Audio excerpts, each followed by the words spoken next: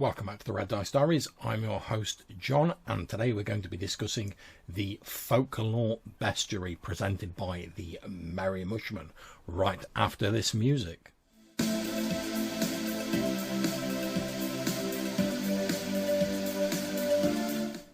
So, the Bestiary of folklore-inspired monsters is written by a cavalcade of talented folks and presented by the Merry Mushmen, Eric Noyden and Oliver Revenue of Knock fame. And you'll have no doubt heard me raving about Knock in previous videos. If you haven't checked it out yet, then you really should do.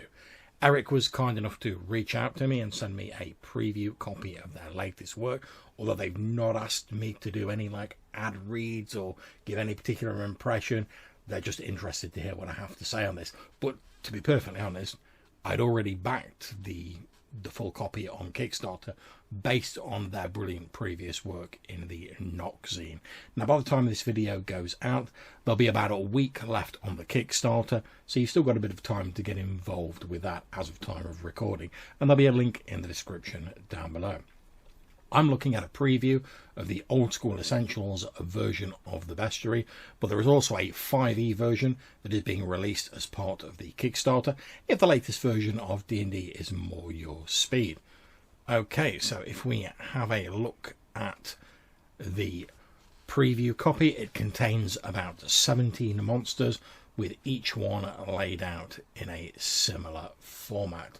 We get a title page. We're looking at the Bassajan here, which has a brief summary of the legend and lore associated with the creature, and normally we get a nice picture done in a sort of cartoon style, which is really great, and so, like I say, it mirrors the sort of layout and professional standards that we've come to expect from the Knock zine.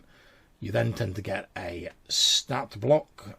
So here we've got the Old School Essentials stat block, and you get some random additional information, like we've got a bit on Bassajan names here and their hair, and you also tend to get either like a random chart or some other like hooks or bits of flavour that you can throw in. Some of the creatures do have additional extras with them, such as the Loup Carcol, a gargantuan snail that haunted the caves below the village of Hastings in southern France. The snail is so big that you actually get a great double-page spread that you can see here, done in the classic OSR faint blue style of map, allowing you to explore the interior of the enormous escargot. And I think this is great, and it's these little flecks of genius that let me know that the whole book is going to be a really great addition to anyone's gaming library. Okay, so we're going to have a quick look through this preview PDF now. There'll be some blank space and filler because, like I say, this isn't the finished book, but it's already looking pretty impressive.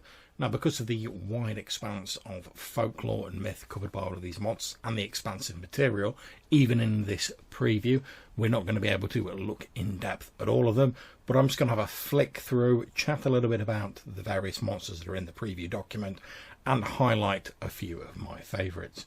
So, as we said earlier, here is the Bassajan, which is a rustic giant that humans are reputed to have stolen the secrets of breeding animals and farming from. And you get all of this in this little description box just below the name here. And I like the fact that there's a sort of little description here, and they've even got a little pronunciation guide here, which tells me that unlike how I've been pronouncing it, it should be pronounced Bachayeon, which, to be honest, I struggle to pronounce, but that's on me. But I like the fact you get a little description, so you don't have to read all the lore unless you want to. We had a lovely piece of artwork here showing this large sort of wizened, very natural sort of, I suppose, partially sort of like wild man of the woods looking giant with these bones matted into his beard, carrying a gnarled wooden staff. If we move on, we are told that the Bassandea are the Bassajan females. I know I'm pronouncing this wrong, but I just find it easier to pronounce like that. We're told that the females are extremely rare, which puts me in the mind of the Entwives a little bit from Tolkien's mythology. We have details of the types of names they use, so Artsajan, Berryjun, Gorijun, etc. We then get a description of them: 10-foot tall humanoids, silky mass of beard and hair covering their body, long arms and legs. In this version we get the old school essentials stat block, although the 5th edition version will have the 5th edition stat block obviously, and we get some special abilities that they have. So we're told that if a target is hit by both of their slap attacks in the same round, they grab and bite the target's face for 2d8 automatic damage. They have a mountain staff which they can use like a pole to leap and run, and they actually lose some of their movement if it's lost. We're told that they are familiar with nature and the ways of the wild, the whisper of the trees, the gurgle of the streams, etc. And they're aware of all things natural happening in their domain. But they can also go into a deep sleep where they become indistinguishable from a mossy rock. We're also told, as this little bit of extra flavour that I said you get from these monsters, that a secret known only to a few is that they are very fond of games and riddles, but they're not terribly good at them. And there's a little sketch up here in the top right of the page, which may or may not be replaced by a sort of finished piece of artwork in the final version, but I actually quite like the sketch version, to be honest. It's nice to see the sort of evolution from this sketch to the finished piece that we have on the previous pages. We're then told that Hatchkos are 7-foot to 8-foot tall humanoids, are the result of a union of a Bassagen and human women, and we get a race as a class if you want to play one of these Hatchkos. And we also get down here some hooks for bringing these creatures into your games. And there's going to be some sort of map on the next page, but that's not included at the moment. Next are the Kabota, who are shy diminutive gnomes dwelling in the Low Countries, always out of sight from mundane people but never too far either. Love to drink and will help someone in need for the exchange of good beer or a bit of cheap liquor. And we get this lovely cartoon image of these rosy cheeked, no doubt from the hooch, gnomes with the stereotypical sort of red pointy hats on. We get their stat block again, some hooks, and we're told there are 5 distinct families of the Kabuta.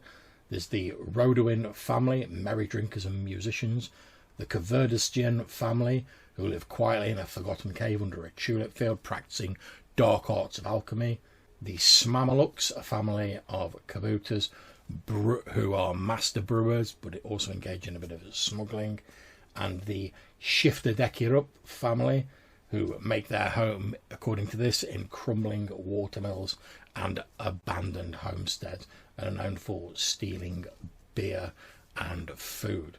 And then we have the Frolkenjul family, who live in an old monastery where they've driven out the sort of holy people who live in there. And these, although it tends to describe these 5 families, there's also sort of inherent plot hooks rolled in there. So like I say, with the Frolkenjul family, which, yes, I'm struggling to pronounce, living in this old monastery, they've driven out the holy people who were there before, and they want back in, so you can easily build an adventure around that. We get a couple of random tables. We get a D6 random table telling you where you can find them, and then we get a D20 table of random belongings that you might find on a Kabuta.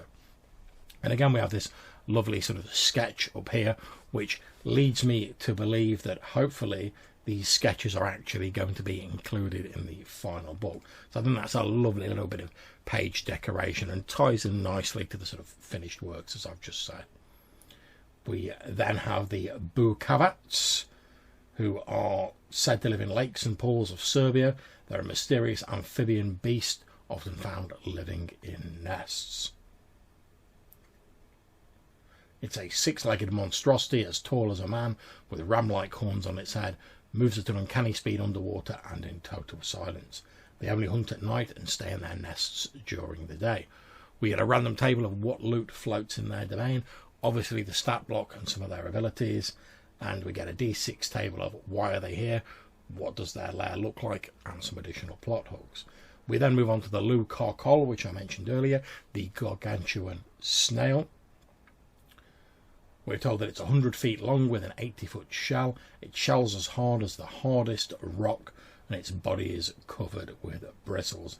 It has numerous tentacles it can attack with. Only takes half damage from mundane weapons, although it shies and flees away from daylight, but it is covered in stinging bristles, and a few times a day it can breathe out this vile cone of sticky acidic slime. And we get again this lovely picture up here on the right hand side where you can see the tiny figures of normal people to give you a sense of scale of this massive creature. We get some plot hooks for it, and the brilliant map that I was talking about earlier, where you can effectively enter into this giant snail and explore it as a sort of living dungeon, which I think is always a cool and fun concept. Next we have the Tartaro, which I believe was sort of featured and previewed in Knock issue 3, and they're sort of one-eyed like ogre shepherds, a bit like the old Cyclops of legends, who roam the wild hills and mountains of the Pyrenees. We're told they're grotesque 9-foot humanoids of low to average intelligence with a single eye, long muscular arms used to run, especially on steep terrain. They're experts at throwing rocks like a lot of giants, but they're pretty slow-witted and can be tricked by clever characters. However, they're also fond of a wager and a bit prone to gambling.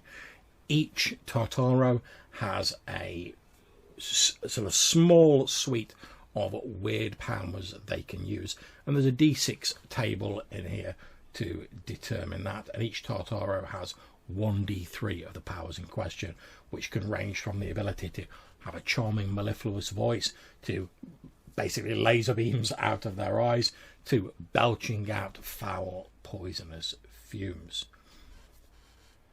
We're told that Tartaros often trade milk and sheep cheese to the Laminac, who are wild imps, in exchange for magical trinkets. And we get a little table for some sort of magical trinkets that the Tartaros might possess. We then get some additional facts about them and some hooks.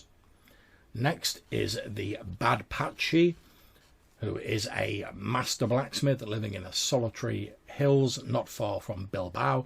His reputation is so terrifying, even the devil treads carefully when walking by Patchy's house.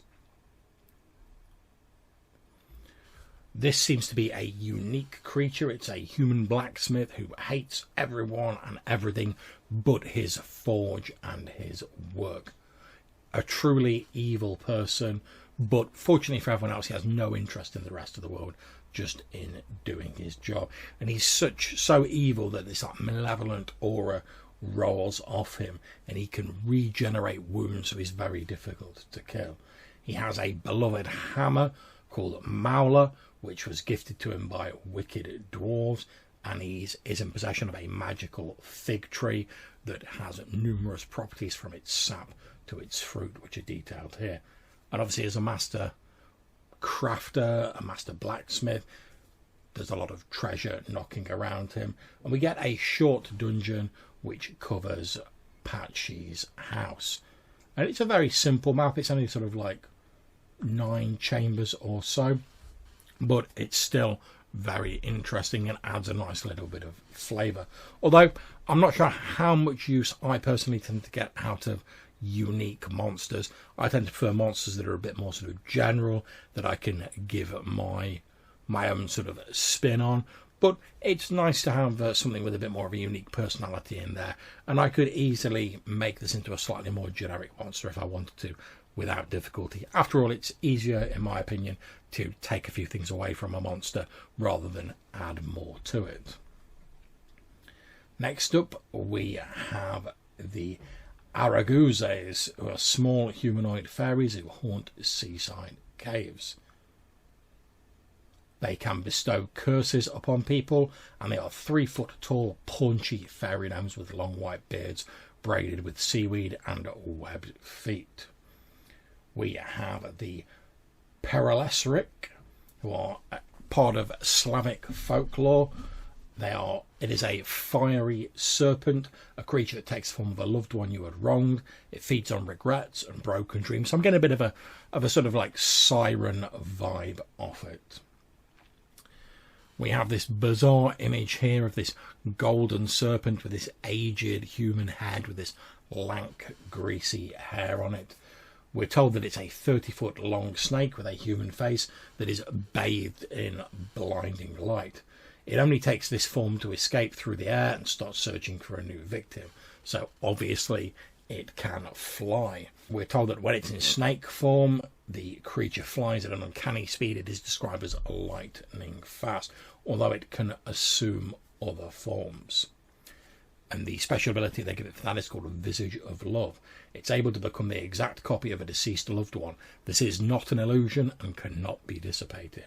We get some rumours, a D8 table telling you who its next victim might be, and at any point when you encounter it, because it spends so little time in its actual form, there's a D12 table to describe what it looks like when you see it, and that could be anything from a famous comedian, a cook, a court jester, to an old nemesis of the player party. And I think that's a really interesting idea. You know, if you wanted to have a bit of a side quest or a bit of a break from your main thing, what if the player characters are sort of tracking down their nemesis or an NPC they've been in touch with, notice they're behaving a little bit strangely, and eventually they're able to piece together that it's actually one of these creatures assuming the form of the ally or the nemesis, at which point you have to say, well, who's the person who loves that person that they're trying to prey on? And you could spin a lot of interesting plot from that. I think this is a really interesting creature and is one of my favourites in the preview document. We then have the Hellwagen, which is a strange sort of, I suppose, demonic chariot or wagon, if you will. It says in the description that in eastern French villages and the hazy streets of German towns and in the Netherlands countryside, everyone feared to hear the wheels of the Hellwagen preying on those lost on the road or in city streets. This devilish chariot was said to kidnap them and drag their souls to hell. Which, if you're running an infernal campaign, great. Or you want a sort of wild hunt-esque encounter, that could be pretty cool. We get a sort of chart where you can roll on to determine precisely what the Hellwagen looks like. It could be a peasant's wagon, a royal-looking coach, or a black stone mounted on four wheels. You also get a chart for who's riding it, from demons to orcs dressed as postal officers, which is pretty funny, up to ghosts, mummies, or chaos dwarves. The Hellwagen is a carriage manned by demons coming from another dimension. Its appearance varies according to the culture and the place that it is encountered, as does the appearance of the crew. One thing that never changes, though, the shroud of red mist that always seems to surround it, and the ghostly appearance of the horses pulling it. To avoid unnecessary headaches, the preview document advises us to consider the Hellwagen as a single monster, each demon being one of its appendages, all acting at the same time. And I think that's a wise decision for a monster like this, which probably isn't going to be a long-term antagonist. It's probably going to be there for an encounter or two, and then sort of exit stage left. So you really want to keep the complexity down to a minimum. So I'm glad to see that's how they've gone on with this. We get some details on the wagon itself, telling us that it can only be damaged by blessed weapons and holy water. If destroyed, it disappears, leaving its passengers behind. We get a bit of detail on the crew and the horses. We get some hooks, and we also get a chart that we can roll on, a D20 chart, to describe who's the current captive of the Hellwagen as it rolls past. We get the Lavulu, which is a deeply malicious beast, and apparently it was so malicious that Noah refused to take it on board the ark. However, the wingless dragon survived the flood.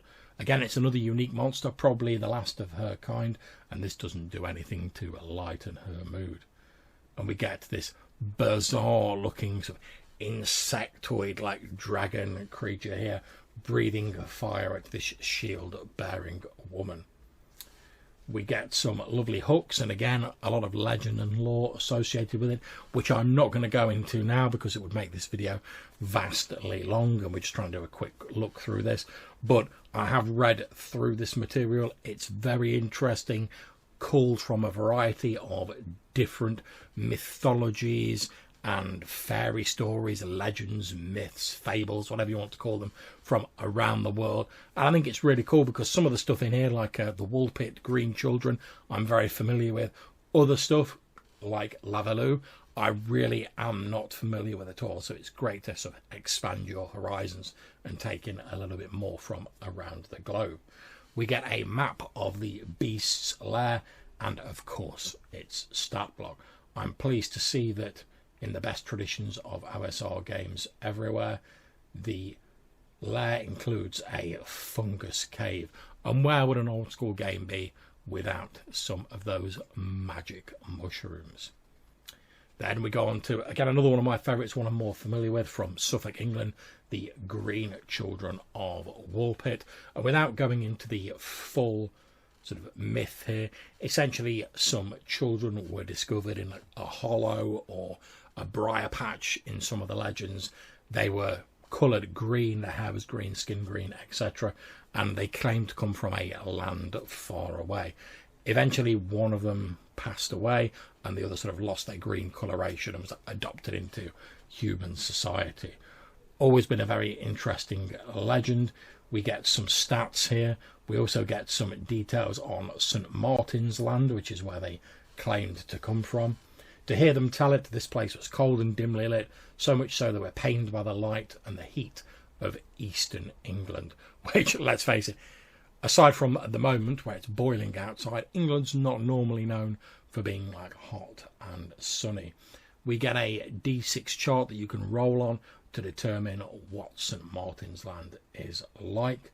And we also get some details on some of the items they brought with them from St. Martin's Lands, which have certain magical powers lingering about them. We're told that, as I said earlier, one of the mysterious visitors to Woolpit learned to eat human food, lost her green colour, learned English and gradually assimilated. She worked for a few years as a servant before marrying a man from the nearby town of Bishop's Lynn. Her descendants are alive today. Maybe you might be one of them. And then there's a listed 10 signs that you might have a bit of the green in you. And that may range from a greenish tinge to your skin, so pretty obvious, to your middle and ring fingers being exactly the same size, to dark adapted eyes, or a fiery temper, because the young girl of the two, who was the one who survived and assimilated, was reputed to have an extremely fiery temper. And we get some lovely hooks for these as well. And like I said, this is, again, probably one of my second favourite in this book. We then get Piaut Chant, beautiful fairies who live underground. The Piaut Chants only meddle with the affairs of mortals whose crops take over the wood. A curse makes them dangerous when the moon is dark. We're told they're nocturnal, 1 to 2 foot tall imps looking like scrawny humans, except for a long snout and mole-like incisors. They use insect claws and shells to make weaponry and armour. They live in a gallery of networks they dig under pastoral lands, linking their communities together. They normally prey on crops that encroach on the forest, but try not to confront mortals directly, except when a vendetta is declared. And we're also told that the curse of the dark moon causes them to become bloodthirsty killers. As they consider this as a shameful curse, Piaut Chants tend to stay underground on these nights, apart from very few exceptional circumstances. We're also told that if a character is unlucky enough to badly harm one of them, the vengeance of the Piaut Chants will pursue them relentlessly. Wherever they are, the imps spy on them, following them, using their vast network of tunnels around the world. And these are the vendettas that they declare against their enemies. Again, we get a sample there with a lovely little, fairly simple but lovely little map and some hooks. Next, we have the Boetata from Brazil, a giant sentient serpent on whose scales the history of the world is carved. Its legend was originally told by the Tupi-Guarani, a large tribe of indigenous people from Brazil. And again, a lovely piece of artwork here.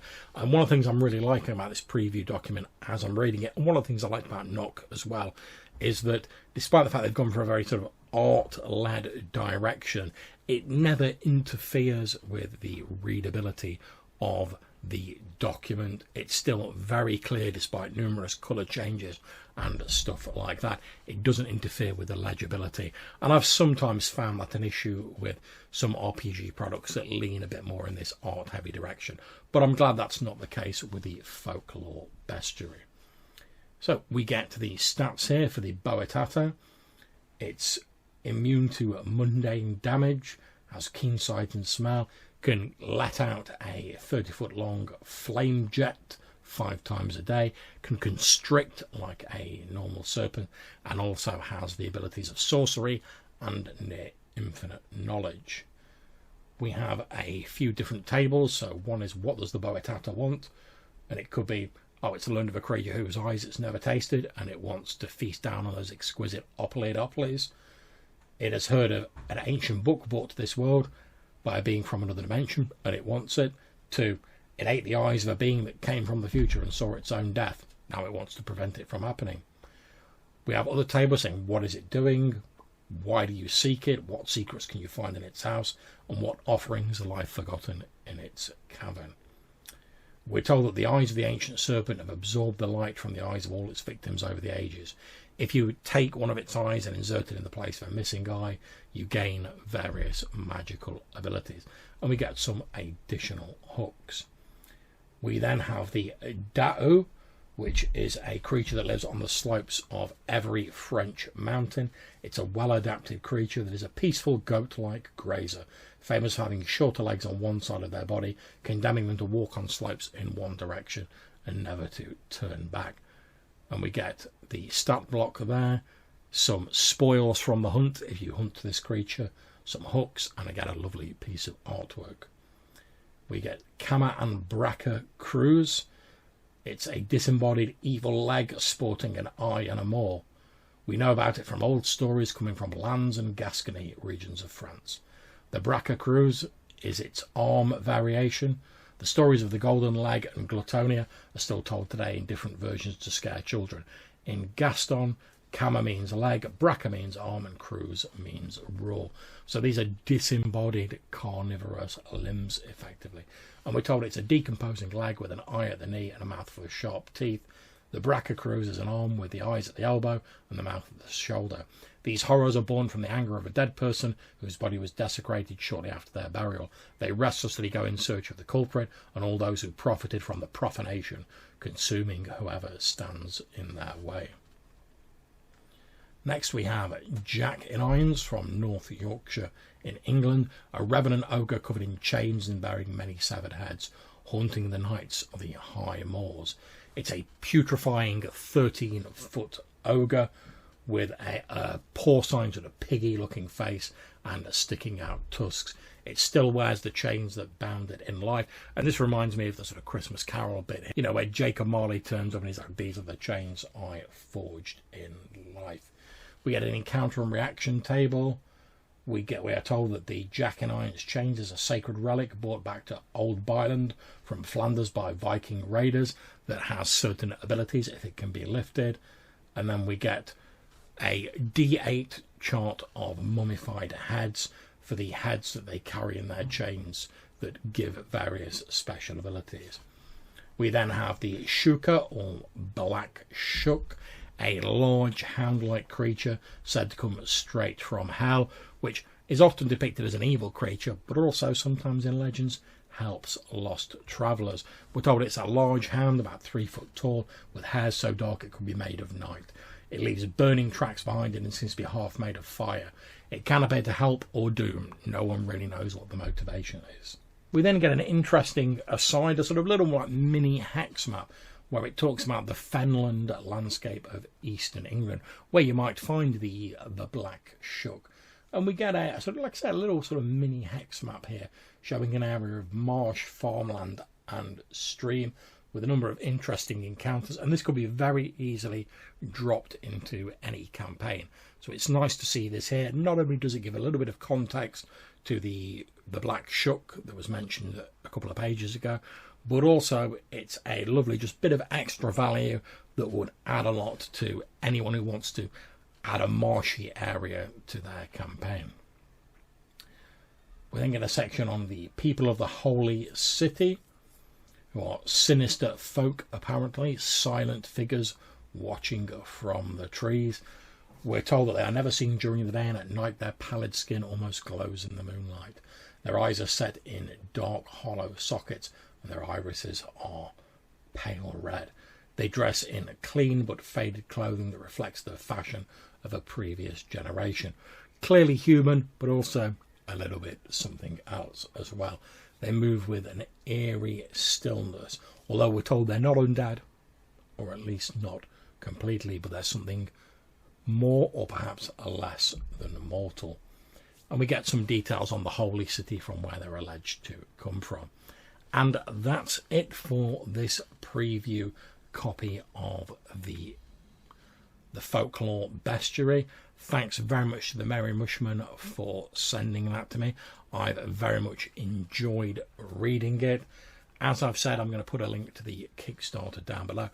I've already backed it, but I've got to say, having looked at this preview copy, I'm more glad than ever that I have done, because there's some really interesting monsters in here, and the tie-ins to real-world mythology and actual beliefs lend a greater sort of weight to these creatures, as far as I'm concerned, than just something that's been randomly like thrown together by a designer. Obviously the designers of this book have put their own spin on things, but they've been pulling from sort of real world legendary, some of which I knew, like the Children of Woolpit and Black Shuck, some of which I didn't know. So it's been great from that point of view, and I can't wait to see the full book, to see all the rest of the creatures that are on offer, and to start using them in my old school essential campaign. And although I'm looking at the OSE version here, I'm sure the 5th edition version is equally as good. If you're looking for some new and interesting monsters in your game, and don't get me wrong, I know we've all, any experienced GM worth their salt has got bestiaries coming out of their ears. There's no shortage of books with monsters in for various RPG systems, certainly not D&D, but a lot of the time, as I said earlier, they just feel like random filler or sort of odd collections of abilities and appearances thrown together. Now, while the monsters in this book are certainly odd, as I say, they draw from real-world mythology, fables and legends, and to my mind this just gives them that extra sense of weight and history behind them. And it's also very interesting to be able to read the legends associated with them. So if you have an interest in ancient mythology and you want to bring a bit of that into your RPG campaign, or you just love some good monsters with great art, professional layout and very interesting writing, hell, if you just want some great maps and additional hooks and plot stuff that you can drop into your games, I really advise you back the Kickstarter if you can. Like I say, there'll be about a week as of the time of recording left on the Kickstarter. I'll put a link in the description. I'm sure after the Kickstarter is finished that this book will probably be available in PDF and perhaps hard copy. So if you're watching this later and the Kickstarter's already finished, hopefully you'll still get an opportunity to buy it in the future. And I really would recommend you picking up a copy. I've had such good fun reading the preview that I really can't wait to get my grubby mitts on the full version of it. So there you go. That is my opinion on the Folklore Bestiary presented by the Merry Mushmen of Knock fame. I really advise you, if you haven't at all an interest in folkloric monsters, go out and grab yourself a copy and back that Kickstarter if there's still time to do that. So I'd love to hear how you guys incorporate sort of a folklore and mythology into your games. Do you just go with the standard monsters? Do you try and build up your own personal mythology? Or, like myself, as you can see, I've got a bookshelf back there full of various reference works on different mythology. Do you try and pull on inspiration from this in your games? I'd love to hear what you have to say on the subject, and if you want to get in touch, you can do so in a number of different ways. You can drop us a voicemail message using either SpeakPipe or Anchor. There'll be a link in the description down below. Or you can send us a message to rddrpgpodcast@gmail.com. So until we see you again, take care, stay safe, and whatever you're doing, have fun. Catch you later.